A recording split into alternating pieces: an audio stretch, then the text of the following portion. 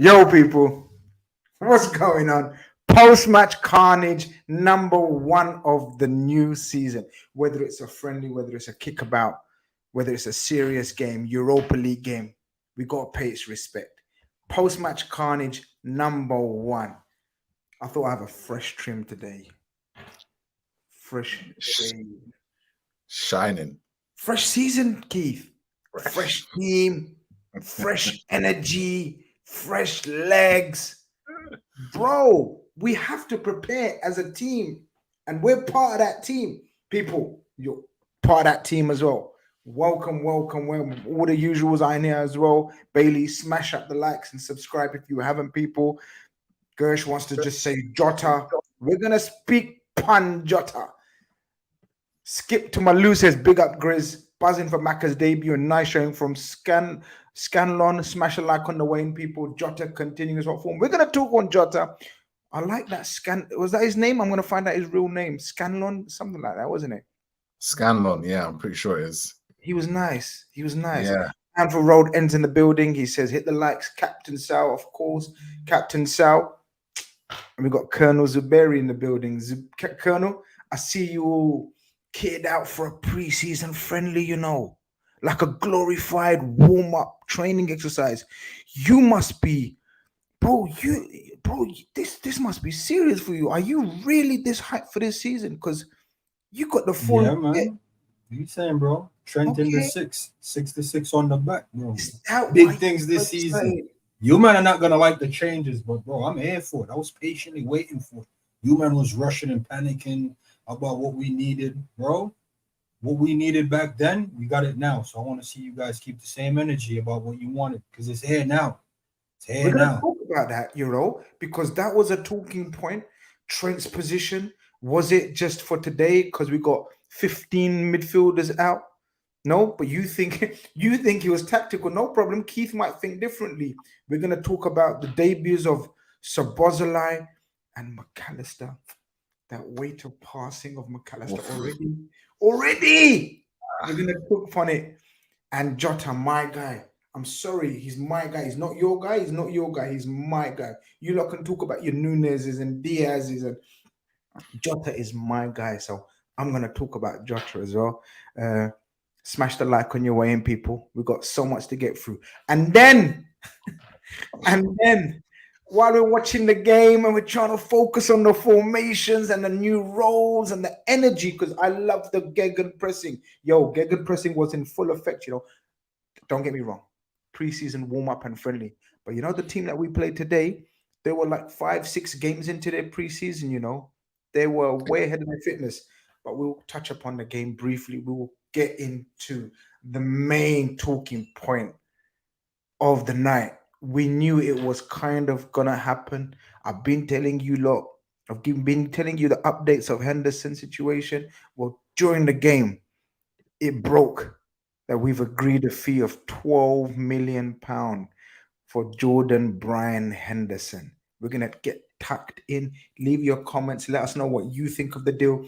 Did we get robbed? Did they get robbed? Jordan Henderson still hasn't signed the contract. Is there any way back? And what does it mean for Liverpool now? Because now looking around, from 9-10 central midfielders, we got 4 or 5 of them. So we need to move fast. Keith, you watched the game. How was you? Yeah, man. It's just so nice to watch. Would you? Yeah, bro. Honestly, it's like I always come into preseason with kind of like 2 mindsets, right? Mindset A is to be like, the calm and calculated one. It's just preseason. Yeah, relax. Yeah, preseason game. Don't take too much into it. But I think we all had a proper break from football, right? We had a proper 4 weeks off. I didn't really watch much of the internationals.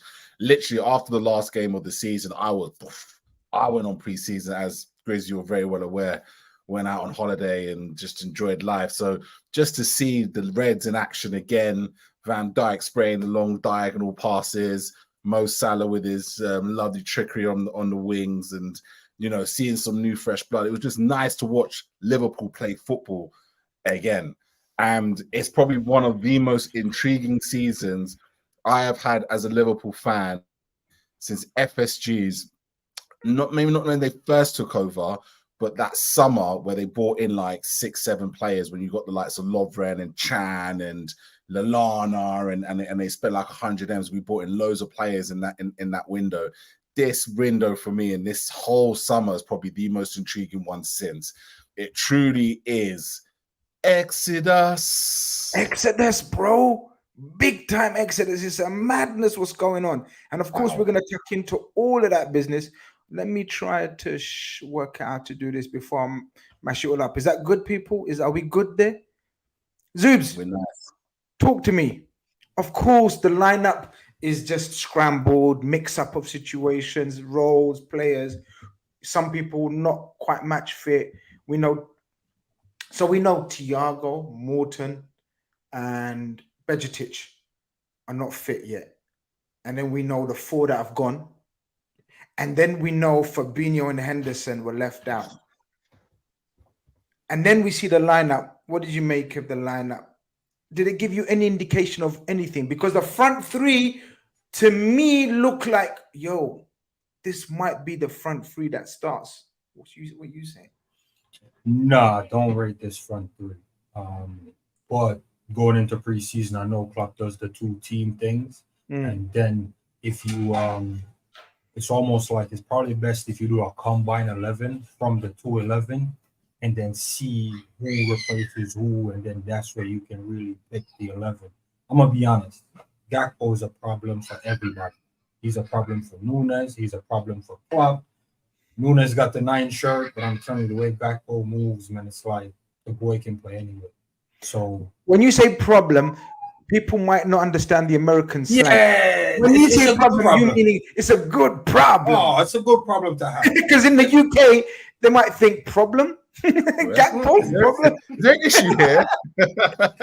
Is there issues? Problem. There's a difference between problem and issue. Okay. You know what I'm saying? Yeah. Headache, if you would. You know when you go to work and you really gotta work, you really gotta grab. Nah, Klopp really has to grab. I love it. What Gakpo is a problem for Klopp, and it's the type of problem you want to have as a manager. You don't want to be lacking. When you have too much quality, that's problems. You know, people are saying, Grizz, we know what he meant. I hate when people speak for everyone. Like, you might know what he meant. There might be other people that don't know, so I'm covering all bases. Bro, man, international audience. Yeah, like Grizz showing his age. Grizz shows his age in different ways, not this way. I knew what he meant. I'm covering all bases, man. I know what I'm doing, man. You guys, man. Total Eclipse sends a nice message. Says, Assalamu alaikum, my brother Grizz, and big up Zuberi and Keith. Gakpo over Darwin all day, and Jota over Diaz. Although I believe Jota is a better. That was my next point.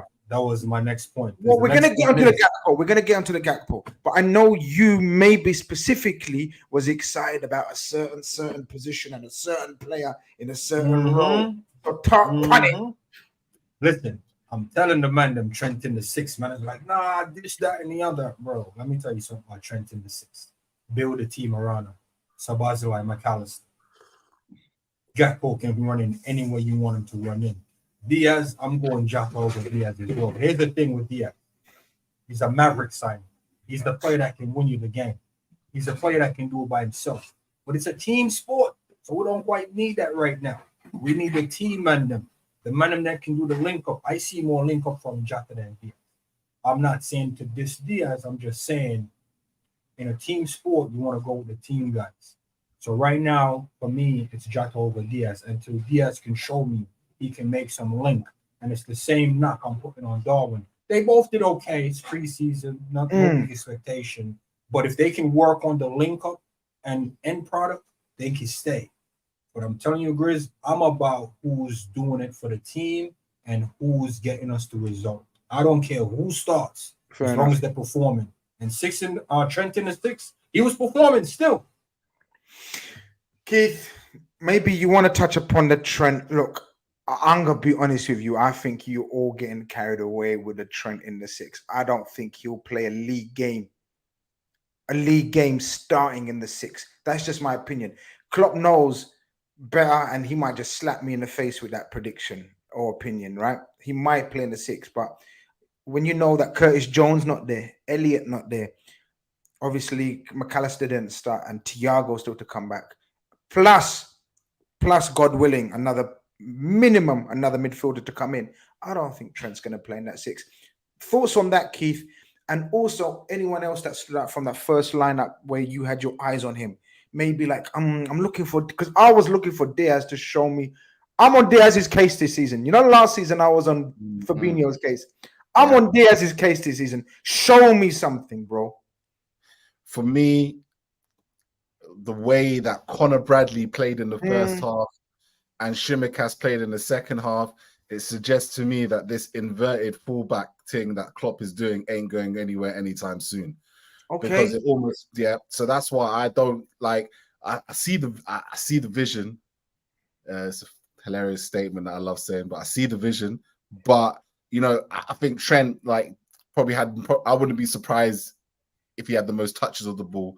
I wouldn't be surprised if the guys, you know, as almost like a metronome of a 6, you know, was involved in everything distribution-wise, great in the counter press, particularly when we press high up the pitch. I think he's brilliant at that. Actually, I think that's his best defensive skill. Defending in front of him in a press, like interceptions, that role that Trent, that's his best defensive attribute, as opposed to dealing with runners that go in behind him. So, you know, he's got the ability to maybe grow into that role, but I just don't see that that's what Klopp is going to go for, based on the way that Conor Bradley played this game. Because Conor Bradley was basically doing the Trent inverted wing-back role the entire game. And in fact, one of the goals came from Conor being inverted and Konate having to go out and defend and cause a foul, which led to the free kick, which led to the equaliser. So, yeah, I don't think Klopp's going for Trent at the 6 yet. I just think it's a case of numbers. I had my eyes on Dominik Szoboszlai in this one. I just wanted to see how he fits in with all of this, right? Because when you look at this team and you look at the positions he's played in, he was started on the left, then he kind of put him into the right. He was getting into positions that Mo Salah and Luis Diaz likes to get, almost overlapping each other a little bit. So I'm really interested to see how he's going to fit into kind of not being in those similar positions. And is he going to get in the way to begin with? In the counter press, he was really, really good. I thought he was like high energy. You know what I mean? Like he really gave, like Klopp outlined that at the end, like he was proper getting involved. So I had my eyes on him, and I think in the counter press, I thought it was really good. Played a couple of neat passes, but my kind of like, it's going to be really interesting to see how he fits into this position that he's playing, because let's be honest, we're kind of asking him to do a position that the likes of Diaz, Salah, Gakpo like to occupy when they're not in that position. They like to go into those similar type of areas. So I'm really interested to see how Dom adjusts to that, gets out of people's way, but still becomes effective. Today, I thought he got in people's way quite a bit, but I thought he was really good in the counter press. So, yeah, that's who I had my eyes on this time. He looks a player, but I'm really interested to see how he fits in. It's going to happen. Yeah, 100%. I'm with you. I thought the link-up play in the first half, lads, wasn't there. There was no fluent play. And of course, am I stupid? Am I asking for fluency in the first half of the first game with a scratch team? But I think the front three... Now, obviously, Núñez gets to go. Colonel, when a man's through in that position, in the opening minute or two of pre-season, you need to get off the... What's the word? Off the mark with a goal. Hit the target, strike the bullets on your right foot. What's going through his head when he's trying to square it to Mo? Is it the pressure of Mo, or is it the pressure that he's continually putting himself under and he bottles it?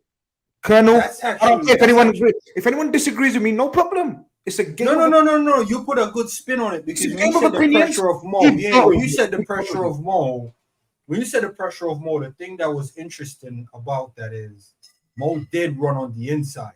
So it was like, yo, I can't have the king come in there and I don't tee him up. I'm not saying that.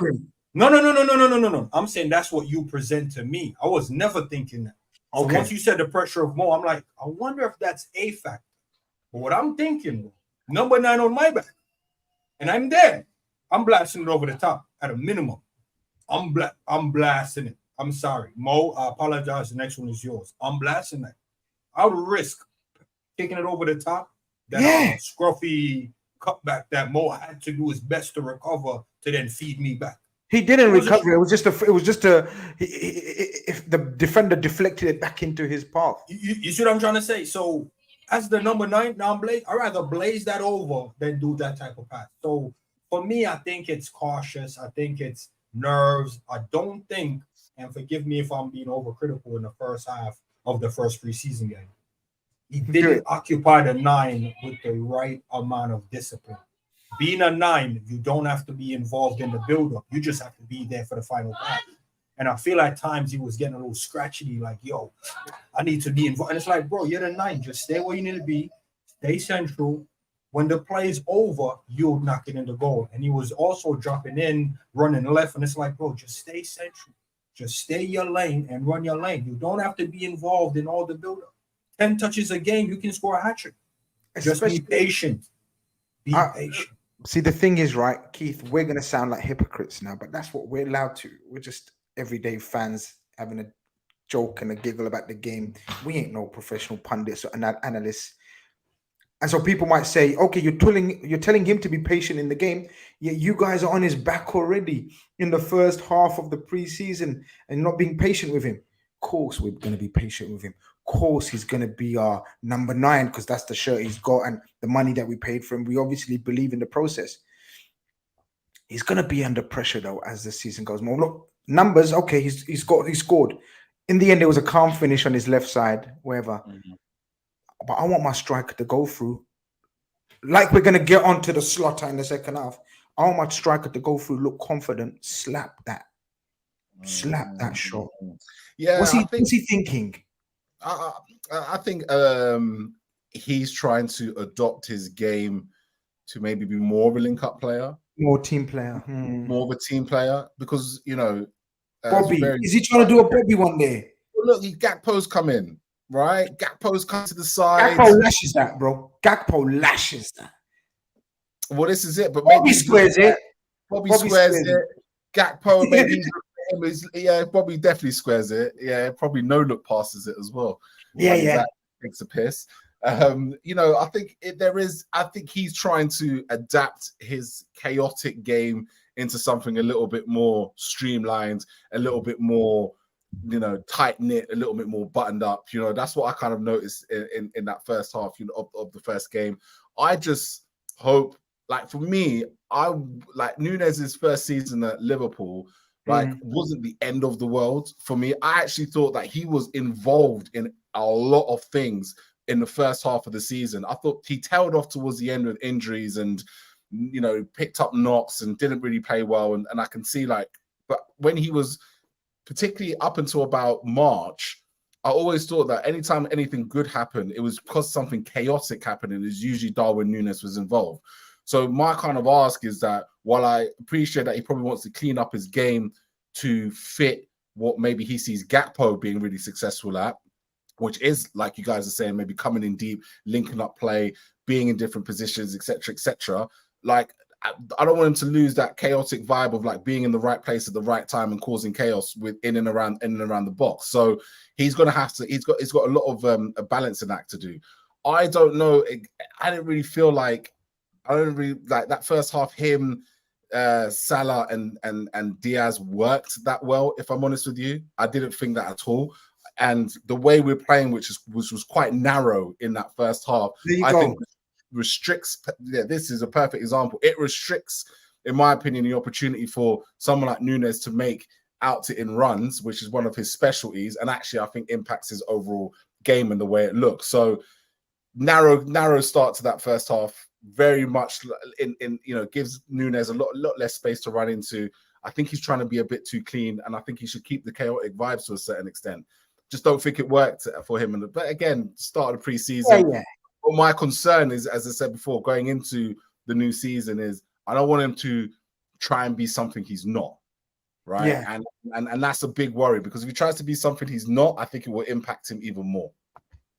Colonel, that's the average Dad. positions. That's the average positions of the game. And Keith, spot on. Very narrow. Only Mo sticking out wide right. Are you surprised, Luis Diaz? Do you think that's instruction to get involved?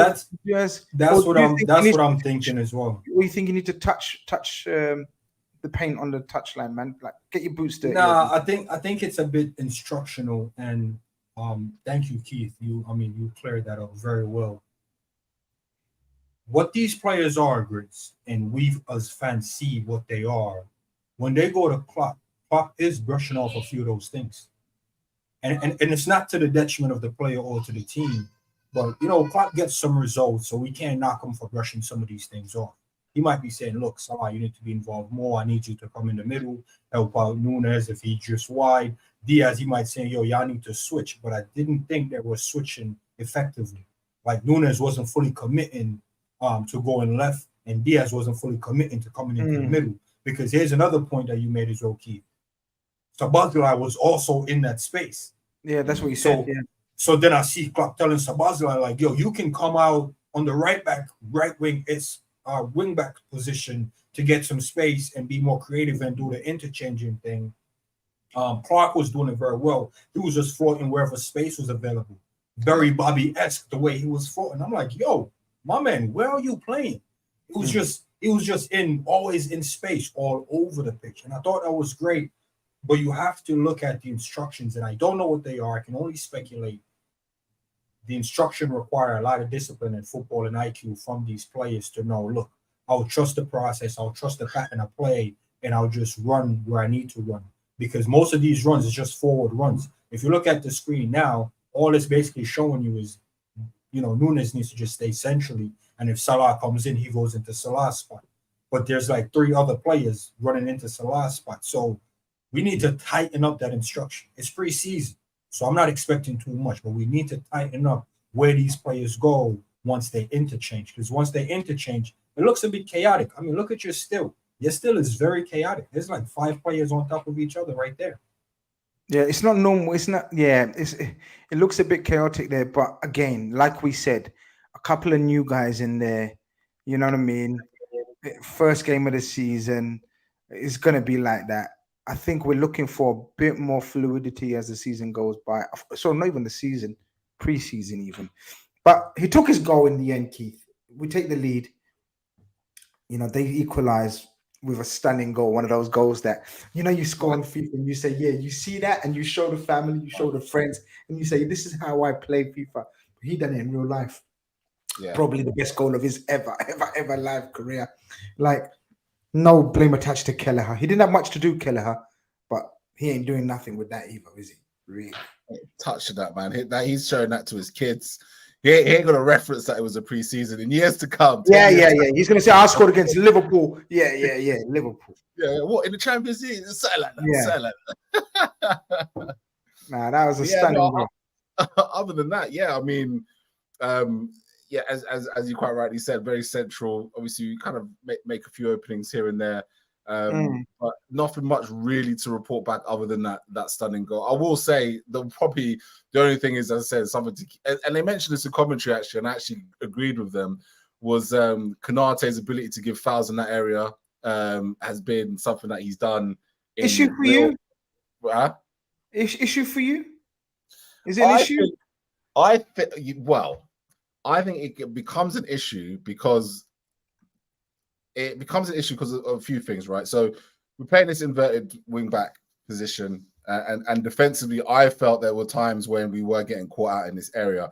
Where I find it an issue is that if Konate keeps having to deal with situations, 1v1 situations, or kind of like last-ditch situations because he's covering the right back position, then that can become an issue, because if I'm the opposition, I am targeting that space, and either I'm either finding that space and I'm creating a chance from there because there's going to be no one occupying that space if we beat the counter press, or I'm banking on the fact that Konate is probably going to try and make a really strong challenge. And okay, Konate does make them look really, really well, but he can also give away a foul. I can push my men all 20 feet up the pitch. So again, like this whole inverted wingback thing, you know, it is going to leave Khanage exposed from time to time, and the way that he likes to defend is robust.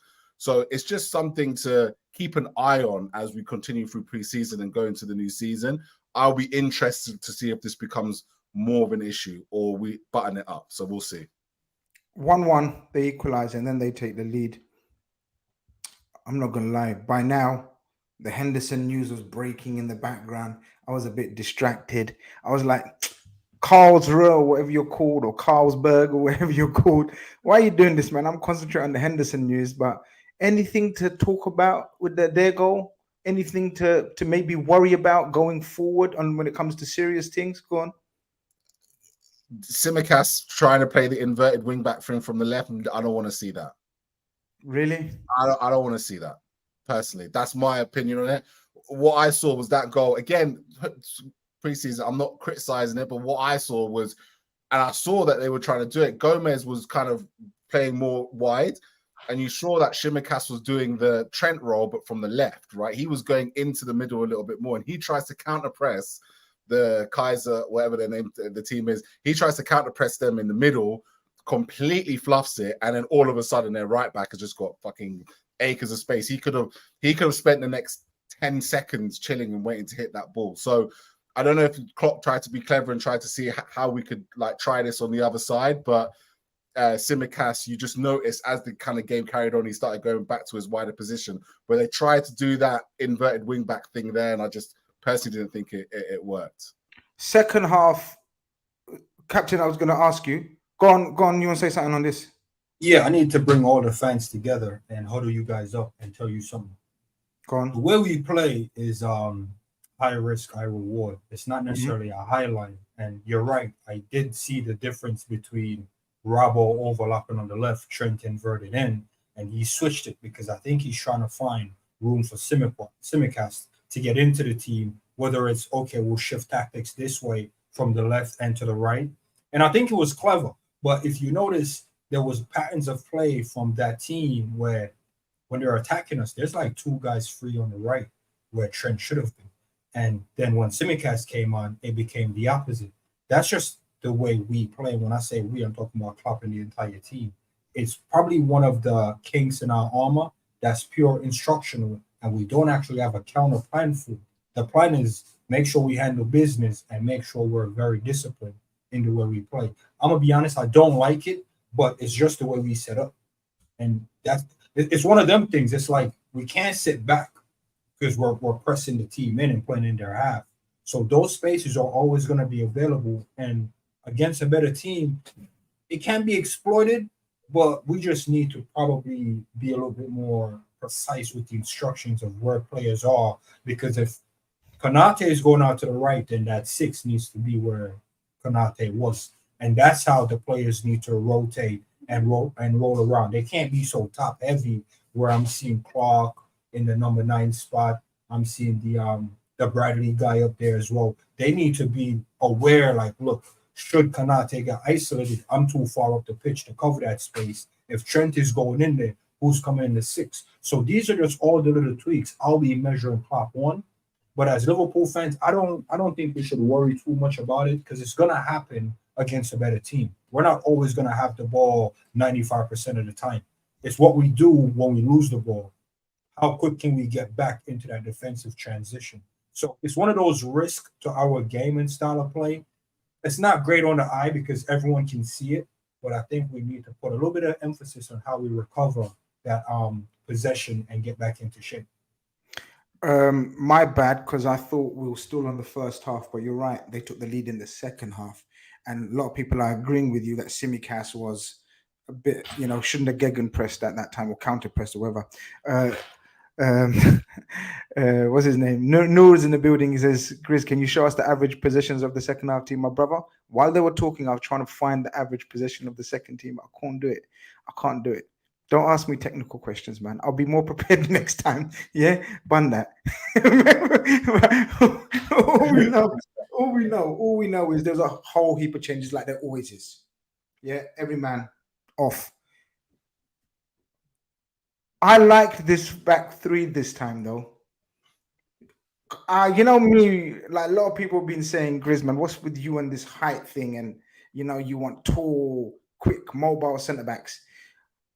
Yes, but I want Joe Matip to be taken away from that right. If we're gonna continue playing this formation, like it seems like we are, because we played it both halves in the first game. I don't think at any stage we played 4-3-3 or orthodox formation that we normally play. I wanted Joe Matip away from that isolated right centre-back role that he finds himself when Konate is not playing. And you know, Joe Matip is toast, isn't it? He's there to anyone to just walk past when he's in that position. I liked Joe Matip in the middle. I liked Joe Gomez to his right, more athletic, more mobile. And young buck, Quansah, how you say his name? Quansah.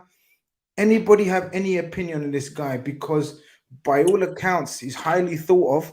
And of course, we must address Phillips again, like Fabinho, like Henderson, is on the verge of a move. So he was pulled out. Phillips is a Gonski. He'll probably matter of time as well. So this guy moves up in the rankings, if you know what I mean, especially with Vandenberg injured as well. Yeah, unfortunately. What are you saying? This Quansah, he impressed me. From what I saw, very professional. I don't even know how old he is, but I'm putting the word professional on him. Last season, this time we saw I forgot what his name was. We had another center back we put in there, and he took a few little risks. And we're like, bro, don't take these risks in preseason. Oh yeah. Who was it, man? Billy Cometio. Yeah.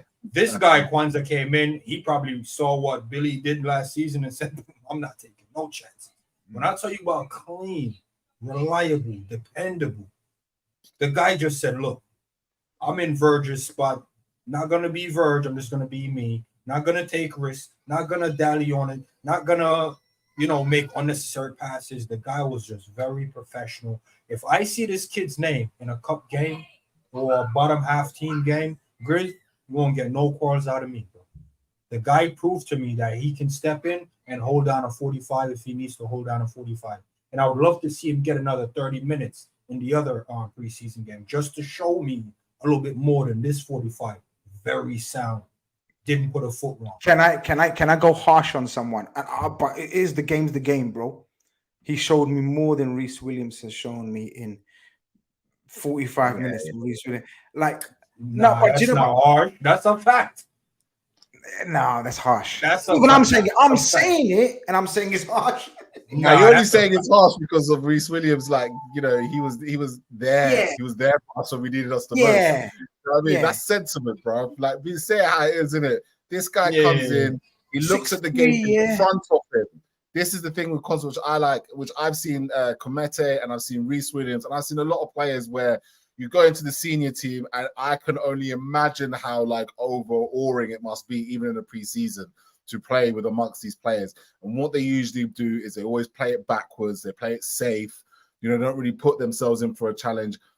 The thing with Quansah which excites me the most, I think, and it's a really how I describe it, it's a bit of a more, it's not a footballing reason necessarily, but my understanding is he's been the captain of every Liverpool side in the youth team and also for England as well, I believe.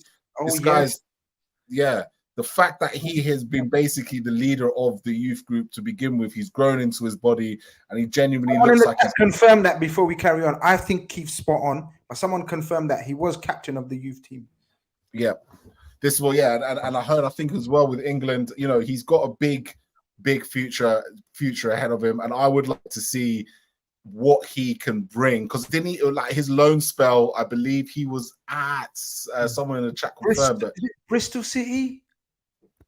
Someone remind me, was it Bristol City? He was at loan too. I know he was at loan too, and he had a couple of sendings off or something, few discipline, because he likes to tackle.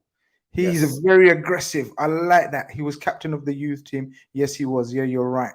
So he was. But obviously, people are Rovers, Bristol Rovers, not City, Bristol Rovers. But the point being, he's got experience playing at man's football. Yes. He's got experience. He's got, someone mentioned as well, he's got a bit of pace. Do you know what I mean? That's what Reece Williams always thought, weak as well. point. Yeah. Whereas Billy, he had pace, but he didn't know what to do with the ball. It doesn't really know what to do when the ball's at his feet. So, hopefully we may have unearthed our own, so I don't even know if Liverpool have ever produced a centre back in kind of our times as a youth centre back. Carragher only, innit? Carragher only. Yeah, Jamie Carragher, probably. That's it. We had that. We had Jack Hobbs. He was supposed to be the new hippie or something. Wow. Yeah, centre backs is a problem. Centre backs is a problem. Remy says yes, Grizz. We under the former coach Joey Barton in Bristol City. That's quite a coach to have Joey Barton. He's a bit of a madman to try to learn shit off Joey Barton. Look, we're not saying he's a finisher article. Rahul says Quansah still a lot of development to do in League One. He was quite good on the ball, but struggled aerially, which can be worked on. Listen, 6'3". Oh, Andre Wisdom, yeah. But enough said about Andre Wisdom. Get out of here. Andre Wisdom, but I hear you. He's got a lot to learn. We're not saying he's ready to be part of the squad. We're saying Reece Williams, Seth Vandenberg, and possibly Phillips' replacement as the 5th choice. Would you work with that? Like, let him be the 5th choice?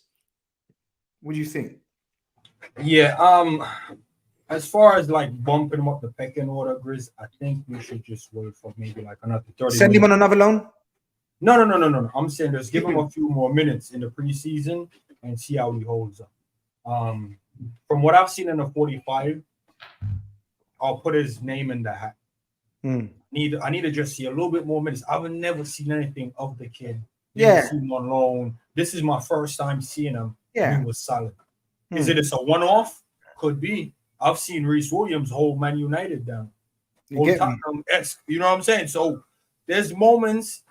He had a good moment. I want to see another good one, and then I can pull his head out and the name out the hat and go 6th choice. If he finished preseason good, yeah, I'll give him that. We go into the second half, and obviously the super chat says, Fuad says, McAllister impressed me. He seemed to be on the wavelength as the vets, and as second half went on, things kept coming from the right side. So it was a friendly first game. Hardly any understanding of who they are, whatever. Especially they changed the team again. But you know when you can just tell someone knows how to wait a pass. That's it. He just knows how to wait a pass. He knows how to pick the right pass. It's almost like everything that we wanted Naby Keita to be, I think we found it in this controller, because he was alongside a young kid, McConnell. Someone tell me the name of the young kid who was next to McConnell or something like that. Never seen him. McConnell. Yeah, never seen him before, but he impressed me again. Another confident youth, right? And who did he have on the other side? Was it Gakpo playing alongside? Yeah, it was Gakpo. Yeah, surprising. Or was it Simicast? Well, it showed as Simicast. It showed on the graphic as Simicast, but I think Gakpo was a bit supposed to be. Yeah. Almost as the third. So McAllister, you guys enjoyed it as much as me? Oh mate, he's do you know what it is? Okay, not spectacular, but just should we just do that again? It's only a preseason friendly. Let's not get gas. But I'm just seeing this as like, trust me when I say within the first month of the new Premier League season, every pundit and their dog, cat, and nan are going to be telling you that £35 million plus for Alexis McAllister was an absolute steal. It's a steal of the century. How we pulled that off. Shout out to the team to be putting that off. The thing with McAllister is that he's like Grizz. I hate to repeat what you said because I should have my own opinions, right? I should come up with something new, but it's true. He is everything that we wanted Naby Keita to be, but I feel like he's just a little bit stronger in doing it. Right, I feel like he deals with his low center of gravity better. I think he's a stronger player. I think he's an intelligent player. He knows where to find the passes. He knows how to, keep control of the football in tight spaces. you know, counter pressing, he's fantastic. His timing of the counter press is brilliant, right? And you see, I've seen it in the training videos. I saw it on the pitch. He just looked like he had played for Liverpool for the last five years. Like, the idea that he's going to need some bedding in time is going to be nonsense. He's going to be starting against Chelsea on match day 1.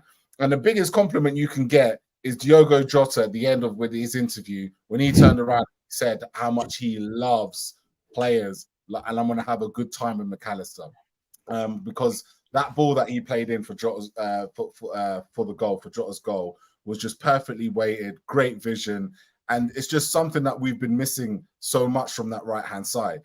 He is, for what I can see, and God willing, touch wood, that his injuries, he doesn't get any injury issues, I think he's going to be one of the signings of the summer, or like this season. So yeah, I did caveat all that by saying it's just pre-season, but the boy looks like... You can tell. Sometimes you can just tell. You know, if you know football, you know football. Sometimes you can tell a dictator of a football match. You don't need to be physically... Look, how many times have we praised Gundogan last season? Yes. And spoken about, yo, he doesn't look physically intimidating. He hasn't got techers. He doesn't do drag backs and this and that. He ain't got electrifying pace. Yeah, he's the most influential player on the pitch. He's having touches everywhere. He's dictating the pace. This guy, and Keith's right, Colonel, 35 million people are going to laugh at that. Yeah, his mentality alone is about 60 mil, to be fair. Just the mentality alone is about 60 mil. That's one of the only thing I think that break Naby didn't have the right mentality at this level. And when I say level, I'm not talking just Prem. Liverpool and what we wanted and what we were trying to do. McAllister, he is off this mentality. The guy came in, and to be fair to him, I think the first team was a bit stronger. 100%. 100%. And so it's almost like, you know, you have those cup games where you got that one senior guy playing with the kids. I would say that was him and Gakpo, and then you have Jota on there. And you see what happened, man. Once they figure out what was going on, where the kids was going to be, what they needed to do, I feel like they worked it out themselves on the pitch more so than Klopp's instruction. Because they grew into the game. Yeah, they did. And that's a big part to do with McAllister and Gakpo. I felt like, go ahead. Sorry, Super. I was just going to add to what you said, just real. I felt that the way they connected in the second, that team in the second half actually looked like the build-up play looks more structured, more. You can see the patterns of play more in the second compared to the first half, in my opinion. No, you're absolutely right. But the center of that is McAllister. You see what I'm saying? The center of that is McAllister. And it's just like the three senior guys, just like, you know what, we need to take charge here. Okay, we understand what we need to do. We see what they've been doing. We can figure this out. And they figured the opposition out. Figured them out. What? 2 goals in what? Like 1 minute, 2 minutes? Completely busted, man. Completely busted. Gakpo with the link up. McAllister surprised me. Because when he came on, I didn't expect much from him because of the players he was coming on with. Yeah. Yeah. And I'm like, oh, this is going to not look not good. Fair. This is not fair on him. It's not fair. And he was like, hey, give me lemons. I'm a baller. I'm a baller. He puts the sorry, he doesn't put the Gomez puts him across. I thought Gomez, again, nothing to judge him by, good or bad, but just to rebuild his confidence, this hybrid right wing back role, centre back role suits him far more than Joel Matip if we're going to play this system. That's what I'm going to say. I'm not going to go overboard either way in Joel. But he puts a cross in. And this is where the Jota story starts for me, because Jota, he's not pretty. He's not dashing. You know, he's not going to get the ball and do a few like Ronaldo R9. He's just born to score goals, get messy, get dirty, and finish or create or havoc. You know, like we call Núñez chaos. This guy causes havoc, but there's an end product to his havoc. I love the way he just stays in that air. He's not the biggest. We already know this. But he's got that Sadio Mane leap. He's got that Sadio Mane, like Jordan used to hang in the air, yeah? He's got that. And it's an intelligent little layoff. And Gakpo's carrying on, continuing where he left off. Gakpo, I love the way he finishes, Keith. He's a solid finisher, you know. It's a solid finisher, strike of the ball, spatial awareness. I said it towards the end of last season. Once he clocks the pace of the Premier League, like he's had his bedding in time. Now he's going to know Wagwan with the pace of the Premier League. Like his ability and what he's going to be able to produce with us on the ball is going to go up a level. I think there's still a level of gap. And to be fair, you know, one of his biggest critics at the start when we first purchased him, because I couldn't quite see it. But now he's in this side. Me as well. I thought he's going to play as a wide man. I wasn't his fan. I'm going to say it. I thought, but I did say I'm going to back myself. So if you want to back yourself, do it, Keith. I did have a get out clause. I said he's a clean striker of the ball, though. He's going to score a few stunning goals. I did say that, but I didn't envisage him in this role, in this position. So apologies. I wasn't familiar with your game. Oh yeah. I'll double down on that when I was like playing him at number 9. What are we doing? So it was even worse now. But now you know what I mean. So yeah, hang me. Jota's done that before though. That little jump in the air, lay off, knockdown. Yeah. That's his game. That's his game. And the problem is now that we could possibly have, if you bring these two guys on and they get you 3 goals as an impact guy, and you're like, oh, that's a great impact sub. That's a great depth in your squad. And you do it again and they keep doing it again. At some point, they're going to be knocking on the door like, you're a big man. You don't think I should be starting? Because what they bring, it's not like your Pepsi commercial-esque type of player. But it gets the result, and it's a result business. You know what I'm trying to say? You're not going to see it's a result game. So, yeah, Diaz can look nice dribbling and all that, but if we're not getting assists out of that or a goal out of that, bring me Jota. Bring me the cleanest finishers. Jota and Gakpo is probably the top 3 finisher at the club. Them boys don't mess around. Well, Gakpo scores that goal, and like he looks calm, but Tsimikas celebrates like it's a cup final. I like that, you know. I like that little passion. No, but it's true. It was mad. It was mad, but you know, you think to yourself, okay, no problem, but you like it.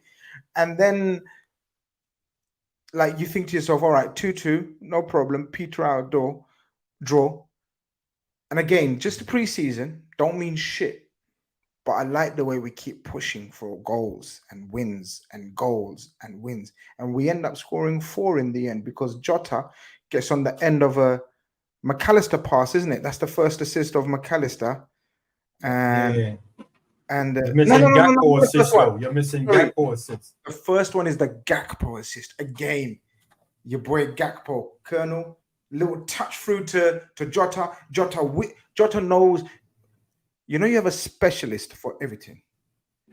Yeah? Jota's not a jack of all trades. Jota's a specialist in and around the penalty area.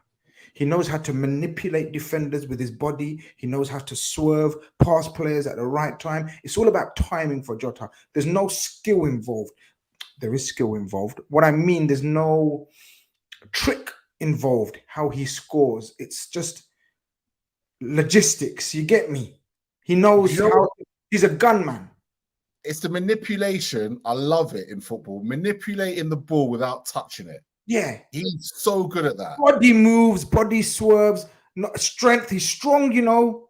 He's strong. He reminds me a lot of Torres, man. He does remind me of a lot of Fernando Torres. I know people might not agree with that, but that's just me. I find the way he sometimes forces his way through a situation. But that goal, that was Jota. I loved it. And then you know what, Colonel? At the end, the way he slotted it as well. That's a Jota the slaughter finish. Jota the slaughter. I don't know if I'm a co-sign that one. That one is a little borderline. But now what he did was brilliant because a couple minutes ago you said, you know, he's not going to do the step overs and the trickery. He doesn't need to. Like these guys and what they have individually is so unique to them. You can't bring another player on and say, yo, do what Jota do. You understand what I'm trying to say? Do what Bobby do. Gakpo in tight spaces can link with any player we have. And the way to pass on that tells Jota what he needs to do with it. You can either rush a left-footed shot, get deflected, might go over the top, or you can just body feint the man and bring it inside. You see what I'm trying to say? And it's almost the same thing with McAllister pass. The way that pass, if Jota had tried to like cut it back and do some trickery, it wouldn't have worked. So the way the pass on Gakpo on the second one just sets him up perfectly, destroyed the defense. Defenses think, oh, he's going to hit it with his left. And Jota just sent him to the shot. Goalkeeper had no chance. It wasn't any pace on that finish either, you know. Very disrespectful. The first one was disrespectful. No, the first one was very disrespectful. Watch it back. He sent the defender to the shop and just rolls it in. Calm as you like. I'm like, that's composure. Ice in his veins, you know. Yeah, he's cold. Heath, I love this guy, man. He's got the attitude of a cold-blooded killer. He's not interested in anything else. And you know that smile you're talking about that he said about McAllister? That's the most emotion you're going to get out of him, you know? Yeah. He's not here to make good interviews and good content. He's like, yes, players like this, you make the run and they see you. I think I'm going to have fun, or I'm going to be able to link with this player. That's a potential partnership. I want Diaz to be on the end of that. I want Núñez to be end of that as well. Jota, we already know, is going to make those runs and he's going to finish those chances. The second one, Zuberi's right. That pass is one of those, you know what we talk about? Like, it's information. It's already loaded on that pass. You don't need to worry about reading it or trying to say what it's saying. That pass is saying, tuck me away. Yeah. First, my decision's made. Don't overthink. Yeah, absolutely. Programmed to perfection. To do that, especially as you said, like this is like the 92nd. Like, yeah, that was what I was really, really interested in, is the fact that we kind of, because it could have just petered out at 2-2. Let's be honest, right? Yeah. Liverpool could have petered out at 2-2. Friendly. Preseason friendly. No one cares. I don't know if it was. I felt so. I kind of felt like it was quite a bit of an atmosphere, because obviously it was their first atmosphere, bro. Right, for a preseason game, it felt like we were playing like a Europa League. Shout out to the other team fans. They was bouncing. I see them doing the wave. Shout out to man. They showed up. They showed up. But it's the pedigree of the opponent. You know, when Liverpool comes to town, you have to raise your atmosphere. You have to raise your game. You have to raise your ambition. Everything. And that's what we do. To us, it was like a very, very awkward. You got to remember, we've been having 3 training sessions apparently a day. Not 2, 3 training sessions. Lord have mercy. Boot camp. Yes. Klopp has got his boot camping. Are you serious? Is this a fact, or you just no, I'm serious. 3 times a day. Jota revealed it in the interview. Was it Robertson revealed it? They said it. We've been having 3 sessions a day. So people was complaining about these double session, and Klopp said, "Bunda, we're going one up." Do you know last season? Do you know last season? Have you watched the ratings show on Grizz on Khanage? I mean, everyone gave you 4 out of 10 and 3 out of 10. You don't want 5 and above this year? 3 sessions. 3 sessions a day. But what I'm trying to say is, after 3 sessions, we've still got the mentality and the fitness to go and score 2 goals at the end. But listen, nothing can take away from the headlines that broke during the game. Colonel, I'll come to you first. We already know it was going to be Fabinho. We already know was pulled out. We know that's just a matter of time. Yeah. Henderson, people were like, what does this mean? But he's taken him with himself. But you were saying, I remember in the week, look, that's business, bro. They got to take the captain to show that, until you pay up the money, he's ours. Well, he was pulled out of the game. Was that curtains? Once you found out that he's been pulled out of the squad, did you think, it's a wrap? That's that then. Well, I knew it was. Well, I'm not gonna say I knew they was gonna sell him, but once the rumor started circling, it's a different type of rumor than when he was supposed to leave. When he was linked. Remember when Klopp came in and it was linked to leave? It's a different type of link. You know what I'm trying to say? Because it's the end of his career. He's won a lot, and remember last Community Shield, I was like, I don't like the transition. It's like we don't have the right pieces to make that step. We're just getting Thiago to control the game. Now we actually have all the pieces to actually make that transition beyond your Henderson, beyond your Milner, beyond that utility role. We actually have enough pieces to transition the team in a different direction. It's actually a good time for him to leave. I'm a bit disappointed with the fee, but at the end of a guy's career, 33, you probably can't match the wages he's being offered. Probably can't guarantee him game time or starting time. It's one of those when you're just gonna have to say, you know what, we might have not wanted it to be this way, but this is where you're not on social media and you don't follow me. Otherwise, you wouldn't be disappointed with the fee. This is where I've been saying to people that there's a stipulation in his contract, and I broke the story that said at 10 million, if someone bids 10 million, we have a talk. So the Saudi team, the agents, the whoever involved knew about this. So that's why. Did they know about it because of you? Because I didn't know about it. How did you know about it? Bro, I can't. If I tell you, I will kill you. Nah, but shout out to you. You did mention it, and I think when they put the extra 2 mil, it's like, yo, we're not flirting now. We're serious. Come talk. So basically, what they tried to do is get in a zero because they knew that at 10 million they got to talk to us. So we're just bargaining tool. We went 20. We were never going to get 20. They were never going to get him for free. We met halfway-ish, 12 million, a few million on add-ons. Let's end the stream, Dave. Like they say. Keith, it had to end. This is no way to carry on. It has to end ASAP. Fabinho's near enough completed. I think they'll probably both be completed by the end of the week. Like completed. But I just want to bring your attention to the Klopp quotes. So obviously afterwards he broke his silence and they said, so yeah, obviously he trained as normal, but he was pulled out, and they obviously said, and asked who made the decision for Henderson not to play. Klopp says there's actually nothing to say. As long as things are not really finally decided, we don't have to talk about it. There will be a moment where we probably have to talk about it, but it's not now. I don't know if anything is decided, which means nothing to say in the moment. But even that's better for you because you can speculate, which is more fun. If I say something, it's finished. And then he goes on to say, in the end, all these decisions are made by me. And because I respect the players a lot, it's usually with their consent. It was in this case, and it's all fine. Obviously, the story then we found out is that he's agreed a contract, which is not 700 grand a week, which everyone was saying. Again, I told everyone that wants to listen to me or believe me, I said it's around half that. I said it's about 350, 400 grand a week. And I said it won't be more than about 10, 12 million pound. And that's exactly what it is. There's no coming back, and it had to be cleared up ASAP. You happy with the outcome, Keith? Do we just need to move on?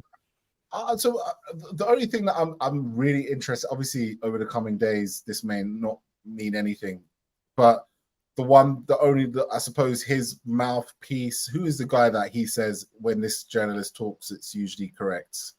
Someone in the chat, because he's going around saying that actually Henderson has not agreed with the club. It's more that the club, like Liverpool and Saudi, have agreed with each other, but it's now up to Henderson to agree the personal terms, whereas usually it's the other way around. So Grizz, just to confirm with the audience today, is it more of a case of the clubs have agreed, like you said before, because they hit it, and personal terms need to be agreed, or has personal terms already been agreed, and it was just a case of the clubs, right? Other way around. Personal terms have been agreed verbally. So Jordan Henderson hasn't signed anything. That's why people are trying to say he hasn't signed anything. So until he signs, right? Let's talk when he's signed. But he's verbally agreed. Hence, when you verbally agree something, then the buying club goes to the selling club, or not the selling club, as the case may be, and says, "Yo, how much you want for him? Let's talk business because we've agreed to deal with him." And then Klopp and Kall must have gone to Henderson and said, XYZ wants to buy you. What's the deal? Are you staying? Are you going? Are you interested in them? Henderson has said, I'm interested. What's my situation at Liverpool? Jurgen Klopp has said, James Milner, Jordan Henderson. You're the new James Milner. Jordan Henderson said, that's not for me right now in my stage of my career. And that for me is the biggest all of this with Fabinho and Henderson, the biggest thing for me is that Klopp was quite comfortable in letting both of them go. Having already lost all the midfielders that he's lost, Klopp was didn't really put much of a fight. There was comments to say that there was a last minute, like Klopp tried to make them stay or tried to convince if Klopp wanted Henderson to stay, Klopp is the smartest man we know, right? One of the smartest men knows. He would have worded it how he needed to work it to make Henderson stay. He didn't need to say you're not playing. He would have said you're going to get enough minutes. Exactly. What enough minutes are, nobody knows. Now, so my next question, then I suppose, is going to be like, what are we almost taking next year's plan forward then? Because it's quite a big gap in the squad now. I think, Keith, I think we've just paid for the lack of activity that all this action should have been spread over 2-3 windows. Okay, Instead, the 4-hour contract, Fabinho, Henderson, Phillips, definitely, Kelleher, possibly. Who else might be going? That's 7-8 players, few first teamers, few definite strong squad players. That's like 8-9 players of change. That's not planned. That's not organized. That's not a club that's well run right now. And it's indicative of the way we have been run in recent times. It's not a good look, but this gives us a chance to reset, smash it all down. This is demolition derby, and then build it up again with fresh legs, fresh energy. Klopp 2.0. I agree with that. I always criticize Klopp for not being ruthless, not making unnecessary decisions in certain moments. Not forcing players out is not a bad thing, but it comes with pros and cons, just like with most things in life. I think he over-relied on Hendo and Milner, particularly over the successful period that we had. And going into last season, I don't think he quite fully commit how he was going to revamp the squad, rebuild the squad. And I think it shows where we ended up last season. So going into this season, he's like, look, man, I can really use you, as a Milner role, voice around the locker room, dressing room, get the lads on ball, show these guys what the identity is. And to be fair, I think Jordan Henderson already kind of predicted his exit based on talks from last season, because he's the captain. So he would know, hey, Gaffer, this is what we need to get back to the levels. This is what the lads are saying. The team looked deflated because they also look like, we're not being invested in. We're not bringing in the right tools to take the next step. I mean, people saying, hey, man, we need more to go the extra step. Give me 2 seconds. Read this super chat in a minute as well. Okay, yeah, I got you. So Dinesh says, even everyone, good luck to Henderson, his new team. Oh, good luck to Henderson, his new team. Only sad thing, Henderson and Fabinho leaving did not get farewell from the Anfield fans. The farewell piece, it's one of those things in football. It's kind of hit or miss, because if you're not successful the year before they leave, I mean, what are you going to do? Throw a parade and bring back the old trophies? I don't want to really see that. I don't really want to see that. Yeah, please don't wheel them out. We've seen them enough. Don't run back the Prem and the Champions League trophy just for these, man. In America, we probably would, because that's just how we are. We just like to party. So if it's like, Liverpool throwing a party to send these guys off, Americans will turn up and we'll party. But for banter, the fans are going to banter us, keep like, oh, you better what, just dancing with old trophies, so. It's just one of those things. It's just the luck of the draw. Unfortunately, we didn't go out on a decent high for them. But I wouldn't want to keep them just so they can get that high. You see what I'm trying to say, Keith? 100%. 100%. And to touch on this as well, I do think because they've not gone to like a European rival, I would suspect, if all kind of goes according to plan and all goes smoothly, I wouldn't be surprised if during the international, into the England have a home game and Henderson comes back into the country, he doesn't get maybe a send-off from the last game before the international break, or Fabinho doesn't get the opportunity to kind of pop back down and kind of have like a goodbye as a special guest, purely for the fact that they're not going to a rival and they're not going to a European rival. It kind of makes it like, well, you're going to the Saudi League and we might play your team if we ever do win the Champions League again in the World Club Cup, which, by the way, is going to be really interesting moving forward because of all this. People always talk about the World Club Cup as like, why does anybody play in it? European teams always win. Well, now Saudi are going to have all these players. Might actually not be a bad watch. these days when they play the European team. So, you know, it is sad that they don't get the farewell, but you know, some sports you get the farewell, you get the niceties, you know. I hear that, and others, you know. But this is Jordan Henderson. This is the captain, probably the most successful captain in recent times or in a long time. I think. Wow, like, you know, apart from the Phil Neals, I think he's probably one of the most successful captains, man. Like, he's won everything.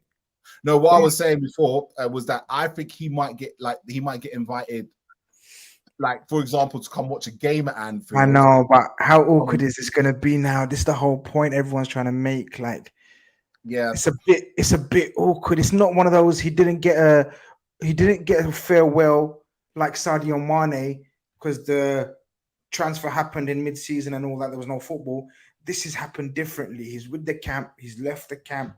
He's agreed personal terms. He's going to Saudi Arabia. He ain't going Bayern Munich. You understand the difference?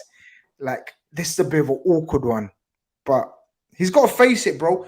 First and foremost, he hasn't signed that contract. So football is a crazy world out there. Shit happens. You can sit down with your family and your family can say, yo, we don't want to go out there. And that could change your mind. So until he signs on the dotted line, we can't say for certain. But it seems like he's gone. It seems like Fabinho is gone. It's pretty much hitting home now, guys. We need reinforcements. I know, Colonel, you were saying, no, I'm okay with one. Now that it's dawned upon you that, yo, Thiago and Curtis Jones are the two midfielders left, pretty much senior midfielders left of the last few years. Now is your mind changed? Or are you still saying, nah, just bring in one and we go again? No, Grizz, I'm listen, man. I'm a Liverpool supporter through and through, not just a regular old fanatic of Liverpool.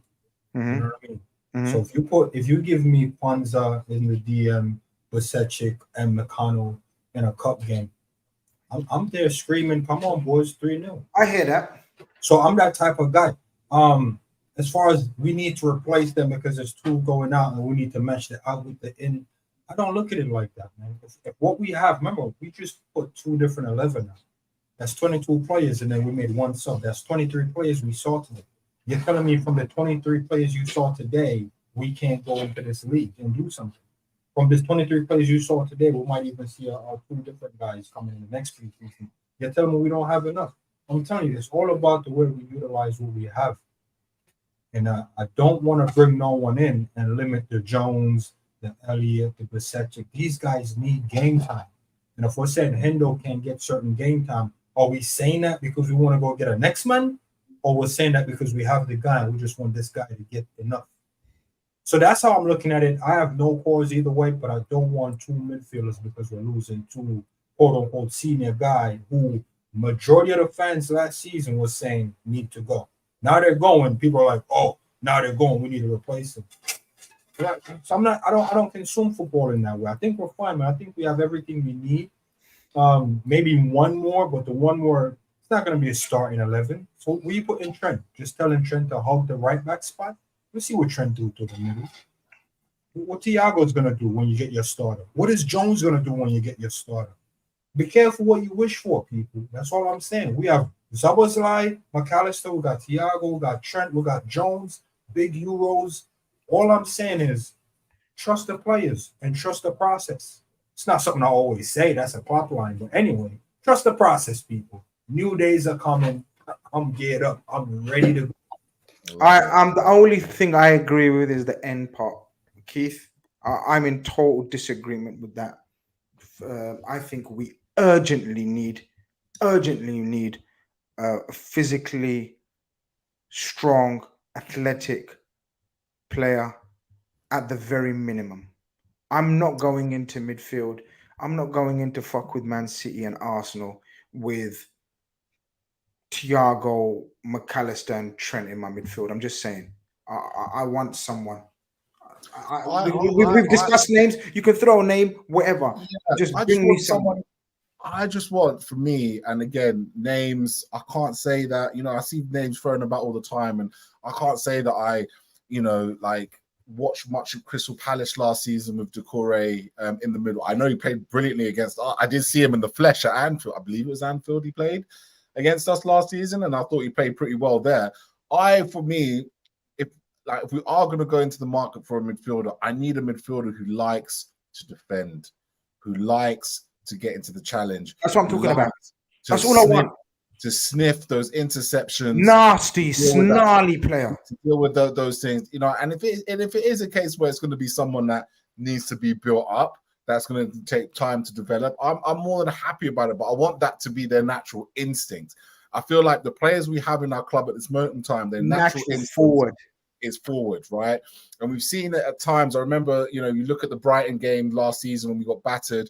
We were playing with being almost on his own at times because you had the likes of Thiago, Harvey Elliott, were all wanting to go forward and press as a forward. And it was only Fabinho in the middle. If we're going to be doing that this season, then we've got to have somebody that at least has got to be sniffing out danger. So I'm probably more in line with maybe it doesn't have to be the finished article and etc. I know you, Grizz, you like Caicedo a lot, but you know, like you used to tell me about Declan Rice, I can't see Caicedo for love nor money because of the way Chelsea have been going on about it.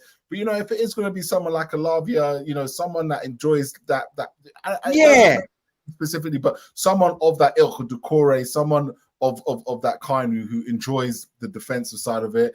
But one thing I will say is, you know, touching on what you said earlier, Grizz, I just want to emphasize on the fact that Liverpool have put themselves in such a shit position because the fucking midfield market, sorry to swear, is an absolute joke. When you got Crystal Palace turning around and floating figures of like 70 to 80 million pounds for come on, and they're all doing it because they know they know that clubs are desperate for these type of players. They're few and far between. Not many of them exist anymore. Good quality. There's plenty of attacking midfielders who get turned into eights, plenty of them. Right, and so the market's full with them, but this is such a rare position, and now we're in a position where ultimately we've lost kind of 2 sixes when you think about it. Yes, people didn't really like Henderson in the 6, but he done that role. He done that role. A deputy. He was, and maybe he wasn't defensively as sound in sniffing out danger, but you know what he was? He was a metronome, right? He was the one that you give him the ball, you keep the ball, knock it from side to side. Keep it moving, keep the ball ticking around like Fabinho did, but Fabinho was just better defensively. So in effect, Liverpool have lost 2 sixes, 2 players that are going to be willing to play in that position.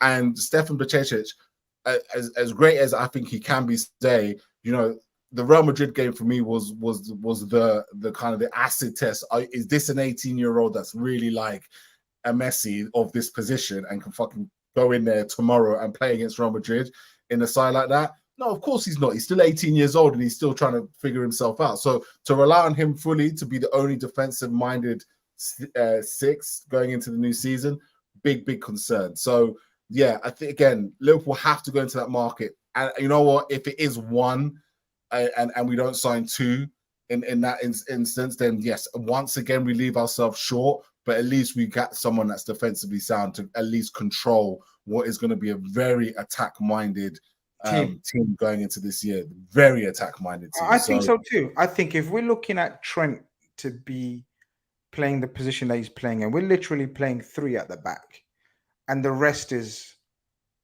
okay. The DM that we want to bring in or replace Fabinho with is the other defender, I guess.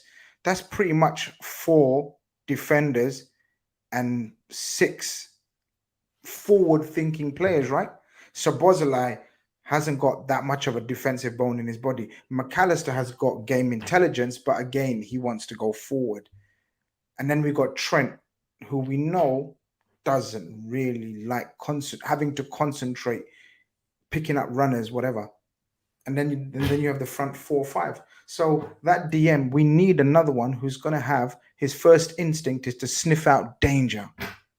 Grizz, I disagree with that point, you know, because I was zoning in on this game and I saw Trent in the middle. And I've always used this to defend him, by the way. He was in the 6 and he trapped a guy from the middle of the pitch all the way into the box. I saw that. Intercepted that. So what I want you to understand is when we're talking about football, we can't just go, oh, because he's playing right back, he's not defensively aware of all the danger that loom around him from being overcrowded on the right. When he's in the middle, all he has to do is follow his runner. It's a lot simpler task. You say, Grizz, I'm telling you this from a guy that played DM and right back. When you're in the DM, you have coverage on your two sides behind you. When you're right back, your only coverage is on the inside. So what I'm trying to say to you, it's a lot harder being defensively aware of who's going to be on the inside and who's running on the overlap. When you're in the middle, it's a lot easier to just like, okay, if I follow this guy, whoever else don't get tracked, that's whoever else not picking their guy up. And that's why he was able to run back and clean up. Trent in the 6 is a lot less defensive responsibility. And his biggest attribute is his interceptions. So you guys might not like it. You can go Google the stats if you want. Trent interceptions and all of his stats dictate that he's better off as a DM than Fabinho and Henderson combined. Go check the numbers last season. I'm telling you, Trent worst season, stats-wise, blowing Hendo and Fab out the water for what a midfielder should be doing. Go check the stats, people. And no. I trust you. I trust you on that. If you're saying that, I agree with you in terms of the DM is a different way of defending as opposed to when you're defending as a fullback. I agree with you. I just don't think Trent has got the natural, what Keith was referring to and I'm referring to, is the natural desire or the first instinct is to sniff danger. His first instinct or his natural reaction is give me the ball. Give me the ball and yo, who's making that run? Ping. Whereas Fabinho, I don't business this passing. I'm waiting for the opposition. As soon as they win the ball, I'm getting that ball and not letting the other attack when he was at his best. Of course, last year he played like a donkey. But at Fabinho at his best, for 2 years, he was at his best. And what was he the best at? Not letting the opposition out. You thinking Trent has got that instinct where he's thinking, I'm not interested in the play. As soon as they lose it, I'm winning it. Remember Mascherano? He played like that. Remember Fernandinho for Man City? Yeah. Rodri? Yeah. They don't let teams out. I don't think Trent, if we're Trent's, we're not utilizing him correct if we're going to use him for that. It defies the whole reason for putting him in the middle. Grizz, I'm telling you, I've been to the depths of Trent's stats. His stats is a midfielder stats that rival, hear me out, rival Fab as a 6 and KDB as an attacker. This guy is being limited and wasted on the right. And that's why I've always said we need to just go get a proper right back and let this guy cook. This guy has all the ingredients to cook, you know. And we're like, yo, don't put that spice in there. It's too spicy. Check his interception. No, I hear you. I hear you. He can sniff it out, you know. He can. Grizz, the guy is ready. I got the kid on right now, you know. Trent Alexander in there. I didn't pay for the extra letters. They just come like that. No, but that's why you're hyping him up, I think, as a 6 and a DM because you got the full kit on today. But allow you in it. Keith, are you going to give a neutral opinion on that because he's hyping up Trent way too much? I don't think Trent can play that 6. Of course he can play it. Sorry. Of course he can play it. He's a footballer. I don't think he should be our number 6 going into the long, hard season. As I said, it's wild because what you're basically saying then, Colonel, is that Connor Bradley is starting against Chelsea. Or Gomez, maybe Gomez. Maybe Gomez is starting. I mean, because I basically what you're saying is just forget about the inverted wingback thing that Trent's been doing and just play him in the 6. I will be really interested to see. What that lineup is. Who's our last game, Grizz, before we start the new season? Or someone in the chat will know, man. Yo, what's the last preseason, guys? Hit us up with the last preseason. Our last preseason game, if it comes out and I'm seeing Trent, McAllister, and Szoboszlai as the 3, then Colonel, wow. And that means we haven't done our business then. That's what I'm saying. We haven't done our business. And literally, Jurgen Klopp's believing you. Personally, I just, like Grizz said one thing that, like, because I hear your stats. By the way, I agree with you in terms of Trent is very good at defending what's in front of him. Very good counter pressing. Very good at, interception. Good at timing. All that kind of stuff. But the concentration, man. Concentration. That boy has games where that concentration just goes. Do you know what I mean? He has that lapse in concentration. He allows things to get to him. He allows himself to get into the heat of the moment kind of thing. And I'm just not convinced yet that his role as the six, when all 5 men are flying up front and he's one that's going to have to lock everything down, is either going to be the greatest thing that ever happened to him, or is going to overexpose him too much. So for now, Colonel, I'm just... I hear you, but I've got, I don't know, man. This preseason is going to be interesting. Let me say it like that. I think so. If he continues to play that every single game, even when we've got our signings hopefully in place in the next 7 to 10 days. Big up Ben, by the way, who went all the way out there. He says, "Big up, lads. McAllister live in the flesh is an absolute treat." There you go. If he continues, Colonel, if he continues to play in the number 6 all season, every single game, like he rides upon the pitch, and he doesn't play that role, then you're right. You could be on to another one of your classic hot takes that comes true. Time out, though. Let me say this, because I see what you guys and I see what people in the chat are doing. Fabinho as the 6, game in, game out. No. Listen to me. And let this line, and this is where the trend agenda is coming from. Fabinho in the 6, game in, game out, is the reason why Fabinho is done and he's not even quite 30. So no, people, I'm not saying Trent in the 6, game in, game out. Okay. Trent in the 6 is an option. Keith, to your worry with Chelsea, if we play Chelsea with Trent in the 6 and we play another team and Trent is right back, that is the option and the depth that we have as far as option and tactics. Remember, we're running the same tactics, the same 11, doesn't matter the opposition. That ain't great footballing. That's a lack of tactics. But Trent has the 6. You start Trent as the 6, and then Trent from the 6 goes to right back, and then you bring, let's say, a Thiago on, because the game, listen, the game isn't 0-0 all the way to the 89th minute in every game. It's not a backtracking. We're talking about tactics. You can't say, yo, this guy's right side is going to stay right side. The only player in our team that's like that is Kall, Allison, and who else is like that? VVD on the left side of the fence. Everybody else is interchangeable. Why can't the 6 be interchangeable? One of our issues is relying on Fabinho for 5 years as the lone 6. Think about this. Lone 6. His help was Henderson. Trent wasn't doing the inverted thing. Robert wasn't doing it. The man had no help for 4 seasons. And you wonder why he doesn't have any legs. You think I want that for Trent in the 6? Do you think I want that for the new guy coming in the 6? No, I don't. What I'm saying is I can trust Trent in the 6 is all I'm saying. I'm not saying make Trent the 6 for 38 games. No, that'll be lunatic. I think we need a specialist. If not a specialist, then someone with the attributes that me and Keith were discussing. Natural instincts to hunt the ball, natural instincts to sniff danger, and just be... I'm not joking.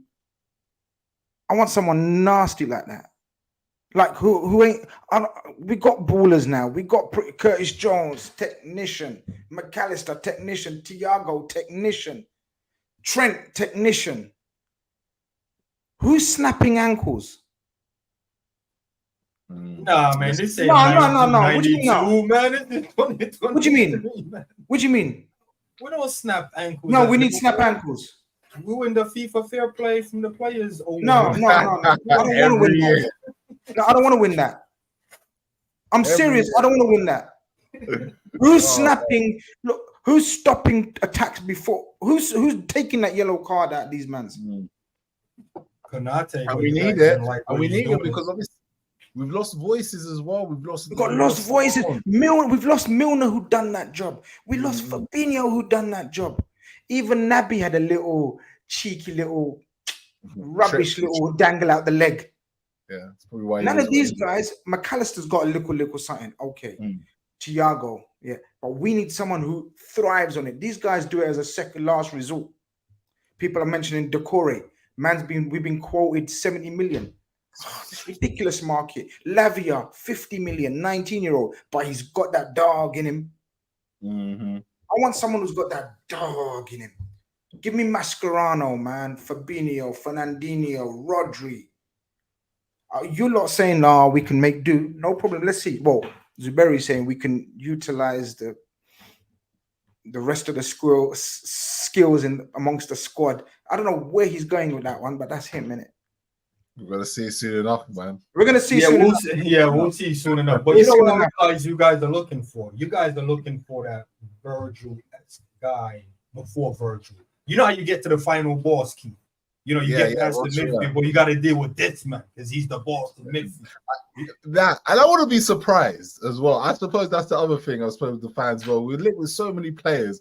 I just wanted to be like, rah, okay, Liverpool, like, you know, are in final talks of X, Y, Z. Do you know what I mean? And it's kind of like, oh, okay, like, this is interesting. Do you know what I mean? Who is this guy that's going to come in?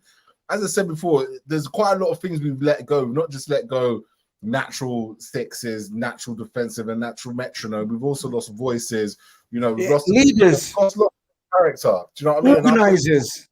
Yes, we need someone that's in there that you know that really is gonna like be like, wow, okay, Liverpool did that, did they? Do you know what I mean? I think we've been smart in the transfer window so far, but I think we've got to be a little bit more, you know, aggressive. Is probably this is the one time we got to be aggressive, and if it means that we bank it out and we only get one, that one has to be the one that comes in. Now the chat can ask, but who? And I've received tweets, but who is this person? Who is this person? For me, it could be anybody out there. I tell you who Colonel thinks is that one person. I'm gonna land him in it now. You know who he's been happy because Colonel likes to go with not what the public are talking about. He likes to go with the Belling, Bournemouth. Really? Interesting. Philip Billing, yeah? Nah, I mean, I had a moment last Grizz. He's Grizz, you're dirty, fam. You remember when Billing was cooking us up last season? I was like, rah, I'll take Billing over Ward-Prowse. Squad player. But Billing is in a natural, like, 6. I mean, he can do a job in midfield. I think he can do a job there. But to be fair, man, I'm doubling down on if we can sneak the market with a right back. Because I don't think anyone expects. Oh, you want to do the right back thing and then put Trent? So you're serious? Yeah, because here's the thing: we all see it. 90 mil for Paulina. You think Villa is gonna let Camara go for less than 60? No, Villa ain't getting. No, we ain't getting. Yeah. You see what I'm trying to say? Name me a destroyer that can look at Rodri and go, "I'm gonna do what you're doing today." Because that's basically what we're talking about. We're talking about Rodri level. Yeah, we're not going to get Rodri level because Rodri, for me, already is going to go down as an all-time Hall of Famer DM. I'm telling you now, he's 100%. Ridiculous. People talk about creating in a lab. He was created in a lab, Keith. So we might as well go for the right back and allow the DM. No, why? We don't have to. We just have to be better than Fabinho and Henderson were last season, my broski, because everything else is looking hungry. Everything else is looking energized, except that one role where we want to bring in 2 players to alternate. We don't. That's why I think, Keith, if you give me one, there's only Caicedo or Tchouameni. We're not getting Caicedo or Tchouameni. So then if you're going to give me 2, give me 2 that we can combine and alternate. So the strongest links are, what's his name, man? The Southampton one, Lavia and Palace, Doucouré. Yeah, so Doucouré and Paulina of Fulham. I'm a Paulina fan, by the way. So you lot can laugh. Yeah, brilliant. I'm a Paulina fan. No, I rate him. I rate him as well. Yeah, he rivals Rodri in terms of aura and physique, not as a baller, not as a player, before people say, oh, man, compared Paulina to Rodri. No, I'm talking about in terms of physique, in terms of the profile that we're looking for. Caicedo we're not going to get. Florentino Luis of Benfica is Fabinho incarnate. Florentino Luis of Benfica, the langly legs, the spider legs type of tackles that reach where you think you've gone past him, and the work rate, the effort, the age. We need to make moves, man. I'm having enough of this patient right move. There's no right move anymore. We need to be active and we need to be aggressive. For a second, I thought you was describing Matip because Matip played CDM once upon a time. Yeah, no, don't do this, Matip. You know. You got the random in the squad, man. Phil Mitchell move. Don't do this. I'm after a mutant, bro. I'm after a mutant. I'm serious. You know, I mean, people can say what they want. Scott saying Sangare, Kone, Luis, Andre from Liverpool, he's 22. We're not going to buy a little kid, or I don't believe we can afford to buy anyone under 23 and make him our number 1 DM right now. No. We might be brave and do it, but I think we need two. I think we need an older, experienced head, like Keith says, someone who's played the game. Just played the game. It doesn't have to be a long-term strategy plan. Just someone who knows Wagwan as a DM. I've been playing this for years. Organize. And then Lavia, someone like a Project Lavia or Decore, who's still pretty much, he's 23, I think. Okay. Yep. But you know what I'm saying. But let's see how it goes. People, hope you've enjoyed that. I've enjoyed it. That's the first post-match carnage. First of many. Liverpool 4, Karlsruher 2. I'm going to call him Karlsruher. Yeah, they're not Karlsruher. I'm like, what's yeah, what they called? What they called? What they called? You tell me what they called. Hey, no, hey, man. I'm in America. Exactly. Man. So you don't know what they called either. So exactly. Let me do it, innit? You don't know what they called. Let me do it. All right. So Karlsruher or whatever. Brothers. Karlsruher. Yeah, we went to their stadium. They packed out the stadium. They thought they're fitter than us. They've had 6, 7 warm-up games. We smashed them 4-2. Jota the slaughter. Few others looking nice and slick already. We've got so much to do in the market now. Now we need to attack the market for the next 7 to 10 days, people. Keep your eyes and ears peeled. Football Khanage will bring you all the latest news, all the gossip, all the talk, reactions to signings, reactions to outgoings possibly as well. What day is it today? Wednesday? Tomorrow? I don't know if we got anything cooking. Saturday will be the call-in show. Sunday will be the RedFellas, and we will have more information, more news. This has been the Colonel. This has been Goldmouth. This has been Grizz. We out of here. Take care.